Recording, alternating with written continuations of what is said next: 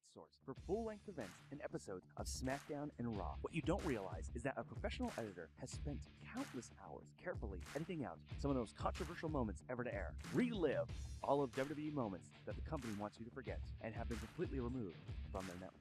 Outrageous moments the WWE Network erased from history.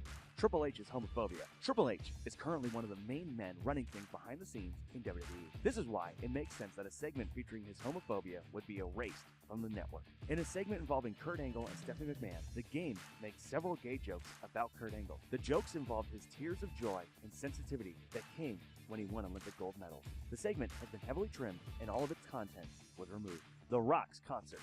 Most of the WWE fans love The Rock's skills in the ring, but the Brahma Bull can also deliver on the mic. This is why it's so disappointing to know that WWE Network has erased all of The Rock's special in-ring concerts from the archive. Many of his parody songs were removed for obvious copyright reasons, but some of his knee-slapping originals were also erased.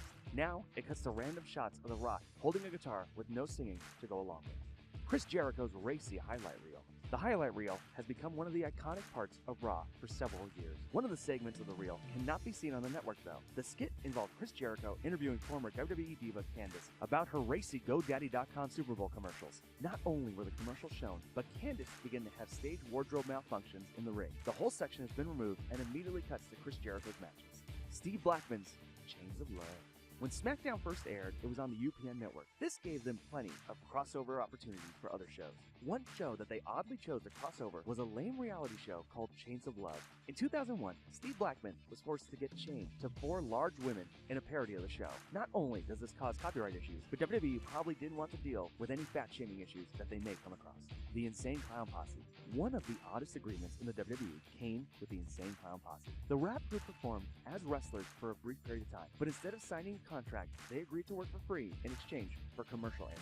This situation has completely erased the ICP from ever appearing on the WWE Network. This includes their brief pairing with the Oddities and several crazy tag team matches. That'd be fun to watch again. Luckily, there's always YouTube. Vince McMahon's awkward interview. Before officially becoming the on-screen chairman, Vince McMahon entertained fans as a color commentator for Raw. And he was pretty good most of the time, but things got really awkward when he had to interview TV actress Peter Wilson for her show La Femme Nikita. The whole painful interview was erased from the network archives, most likely due to McMahon asking her about the show's sexuality.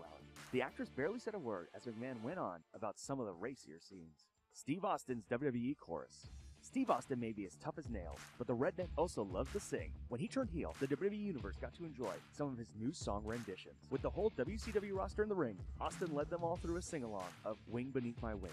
The amusing song would be cut due to copyright reasons, but at least fans got to enjoy the scene moments later when Kurt Angle drove down and attacked in a milk truck. Kai and Tai and the APA go karaoke singing. Comedic tag teams can create great WWE moments, especially when they form odd couples. During an episode of SmackDown, the APA invited the tag team Kai and Tai to a karaoke bar. Several segments of songs were removed from the network, along with a large brawl that was featured in the end. When Ron Simmons looked for the old clips of himself, all he could say was, "Damn! WWE Idol." The WWE loves to parody any aspect of trending pop culture. This was the case in the segment known as WWE Idol. WWE diva Jillian, Santino Marello, and legends like the Iron Sheik and Nicola Volkov competed against each other with some of the worst singing voices to ever appear on TV. Even if this clip wasn't cut, you'd either be skipping it or watching it on mute. Ugh. Mickie James and Trish Stratus get too close.